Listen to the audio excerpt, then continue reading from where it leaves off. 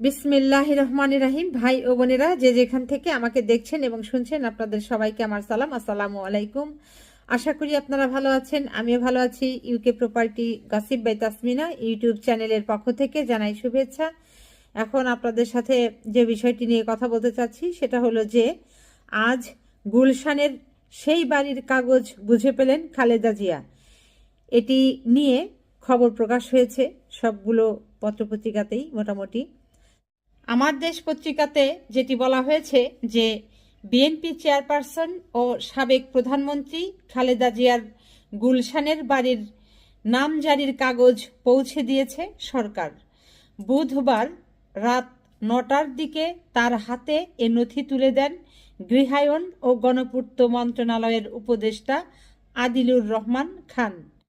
এ সময় সংশ্লিষ্ট মন্ত্রণালয়ের সচিব নজরুল ইসলাম ও রাজধানী উন্নয়ন কর্তৃপক্ষ রাজুক এর চেয়ারম্যান রিয়াজুল ইসলাম উপস্থিত ছিলেন।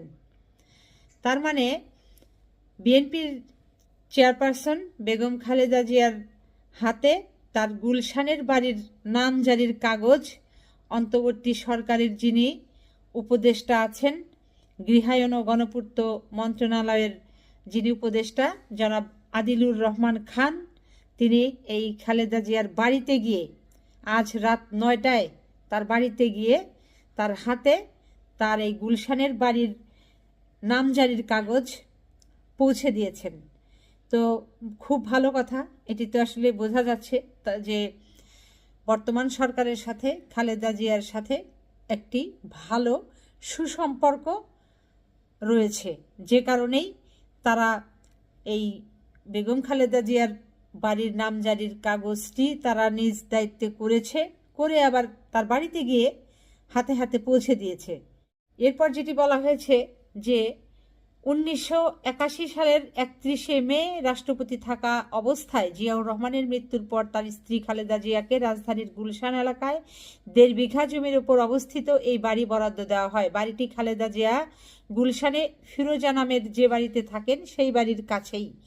এর বাইরে ঢাকা সেনানিবাসের ভেতরেও আরেকটি বাড়ি খালেদা জিয়াকে বরাদ্দ দেওয়া হয়েছিল, তবে বিগত আওয়ামী সরকার সেনানিবাসের সেই বাড়িটির বরাদ্দ বাতিল করে। খবরে আরও যেটি বলা হয়েছে যে বর্তমান সরকার ক্ষমতায় এসে বেগম খালেদা জিয়ার নামজারির কাগজটি অনেক আগেই সম্পন্ন করে রেখেছিল, কিন্তু খালেদা জিয়ার শারীরিক অবস্থার কারণে এই আনুষ্ঠানিকতায় দেরি হলো।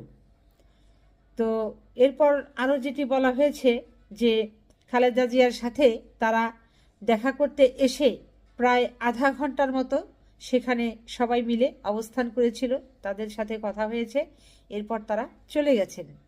সবশেষে আরও যেটি বলা হয়েছে যে বিএনপির স্থায়ী কমিটির সদস্য ডক্টর AZ-M জাহিদ হোসেনের বরাত দিয়ে বিএনপির মিডিয়া সেলের সদস্য যেটি জানান যে তারা বিএনপি চেয়ারপারসনের স্বাস্থ্যের খোঁজ খবর নিতে এসেছিলেন এবং ঈদের শুভেচ্ছা জানিয়েছেন। তো এই ছিল মোটামুটি খবর। তো এতে একেবারে স্পষ্ট বোঝা যাচ্ছে যে বর্তমানে যে অন্তর্বর্তী সরকার আছে এই সরকারের সাথে বিএনপির চেয়ারপারসন বেগম খালেদা জিয়ার সাথেও অত্যন্ত আন্তরিক একটা ভালো সুসম্পর্ক আছে। কাজেই এই যে মাঝে মাঝে দেখি আমরা ঢাকা শহর গরম হয়ে যায়, বাংলাদেশের বিভিন্ন জায়গার মাঠ গরম হয়ে যায়, রাজনীতির মাঠে নানান রকমের রং বেরঙের কথা চলে, এগুলো বর্জন করে পরিহার করে সবাই ঐক্যবদ্ধ হয়ে সকলের সাথে মিলেমিশে সামনের দিকে এগিয়ে চলাটাই হচ্ছে বুদ্ধিমানের কাজ।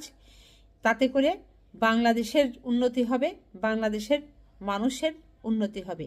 সবাই ভালো থাকবেন, সুস্থ থাকবেন এবং আমার জন্য দোয়া করবেন। আমার এই চ্যানেলটিতে লাইক, কমেন্ট, শেয়ার এবং সাবস্ক্রাইব করবেন। আসসালামু আলাইকুম, আল্লাহ হাফেজ।